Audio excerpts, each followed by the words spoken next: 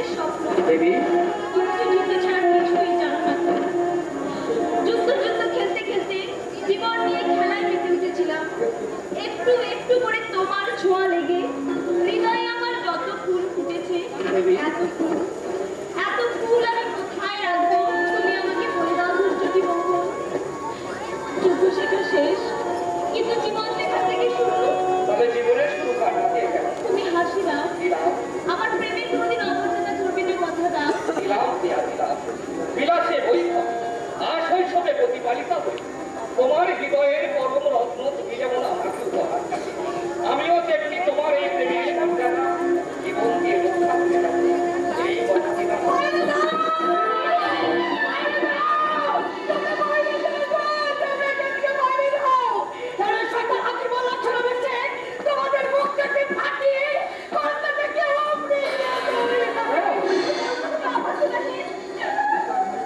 মোস্তাক ভাই কি অসুস্থ?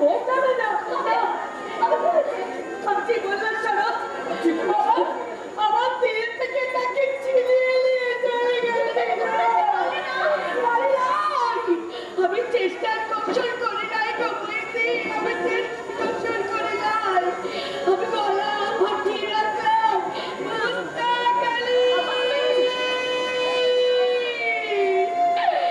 ফোরাত নদীর পানি আমার দু চোখে দরিয়ায় ভাসিয়ে দিয়ে গেল। আমি দু হাতে চোখ মুছে আবার তাকে দেখবার চেষ্টা করলাম, পারি নাই গো, তাকে আর আমি দেখতে পারি না। কেমন করে হোক তোমার মোস্তাককে ফিরিয়ে আনতে হোক ভাইজান, তাকে ফিরিয়ে আনতেই হবে। আবার আমি চালবো আমার সাথের চিরাগ, আমার চোখের পানি মাটিতে যতটা কেটেছে সেরাগ আমি দু হাতে মুছে দেবো গো ভাইজান, মুছে দেবো।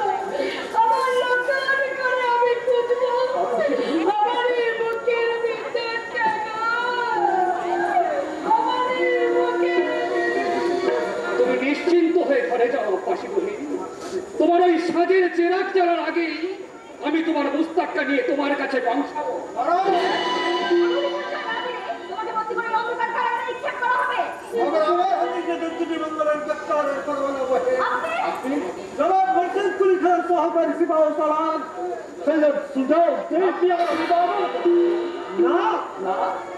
কখনো ভাইকে অভিবাদন করে না, করে আনন্দ।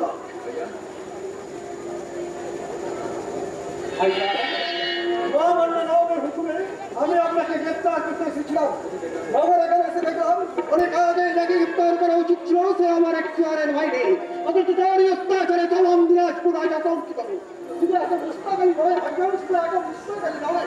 অনেক অনেক পুস্তকালীকে ধর্মের ধোকা দিয়ে বেহেশতের রব দেখিয়ে আজি মোল্লা সড়ক গ্রামের পর গ্রাম হলো দিয়ে হাজার হাজার হিন্দু ভাই বোনদের করেছে কর্ম। শুধু তাই না, তবে আর কি করতে গো কর্তা, হিন্দু মুসলমানদের দাঙ্গা লাগিয়ে দিয়েছি। সেই সঙ্গে তারা আগুন দিয়ে পুড়িয়ে মারছে সেইটা মুসলমানদের, যারা অসহায় হিন্দুদের আশ্রয় দিচ্ছে।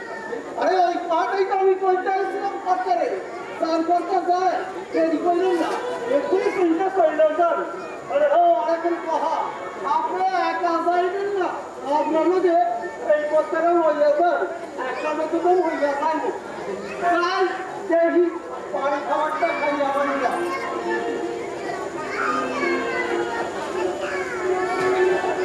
ভাত পানি পেঁয়াজ দ্বারা আর সত্যি মাছের লগে পয়সা কেন এখন পিছুয়া তারা অংশ নেই, গলার মধ্যে পানি আইতেছে।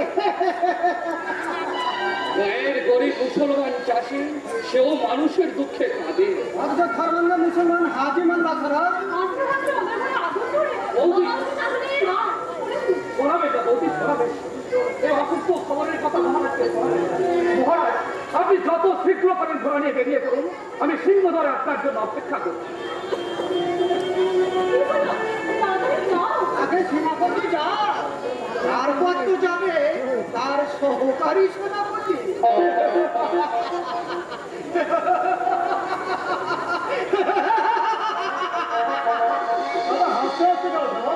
আসছে হাসছে, দাঁত বার করে শত্রুরা হাসছে, কান্নায় কোটিয়ে উঠেছে পূর্বপুরুষদের কণ্ঠস্বর।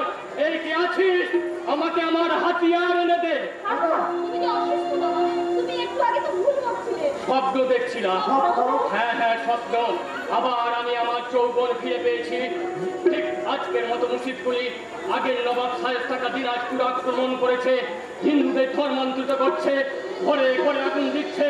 ঠিক তখনই আমি আমার হাতিয়ার নিয়ে লাফ দিয়ে ঘোড়ার পিঠে চললাম। সূর্যলোকে ধ্বংস হল আমার চিরধার তরবারি। আক্রমণে বিধ্বস্ত হয়ে গেল শায়েস্তার বাহিনী। শয়তান আলীবর্দী খাঁ। নবাবের নখর আফগান আলীবর্দী খাঁ কি মজা দেখতে এসেছ? নারায়ণকে গ্রেফতার করে শুধু মুখ শুধাবা বেরিয়ে গেছে। না, মহারাজ যাবেন না। দীর্ঘদিন ধরে উনি অসুস্থ।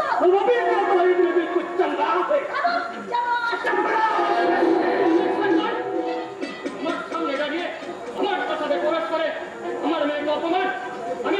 আমি তোকে নিজের হাতে হত্যা করে এই অপমানের প্রতিশোধ দেবো। আদিত্য, আমার হাতিয়ার, আমার চা।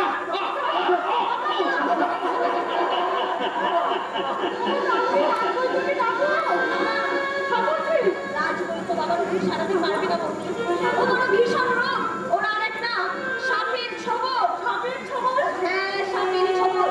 ঘরে ঘরে চলছে কাল সাপের উগরে দেওয়ার তীব্র হলাহল। সারা বাংলার আকাশ বাতাসকে বিষাক্ত করে তুলেছি। যে মহাবিষধর সাপ, সেই কাল নামের বিষাক্ত ফলা মুছে ধরতে আমি চললাম সুদূর মুর্শিদাবাদ।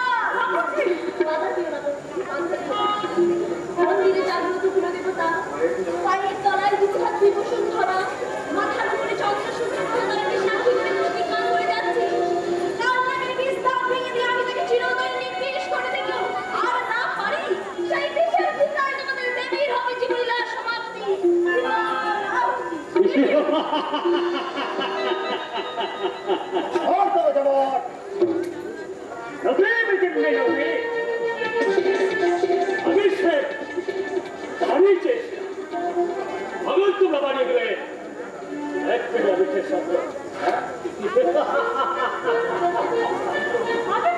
আদিত্যের আসাল্লাম সূর্য বৌদি, যে সূর্য না উঠলে ওই দিদির জীবনে রাত্রি নামবে, রাত্রি।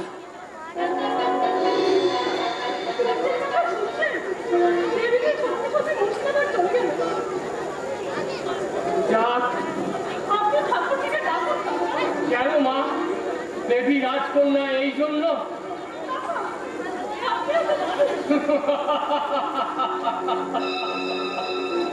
মানুষ হলো আগে আমি রাজা, প্রজাদের দণ্ডমুণ্ডের মালিক। আমারও বর্তমানে দেবীকে রাখতে হবে তাদের সুখ দুঃখের খবর। তাই যে নয় হাতিয়ার তৈরি হবে, সেই আগুনে পোড়াতে আমি বাধা দিলাম না, বাধা দিলাম না।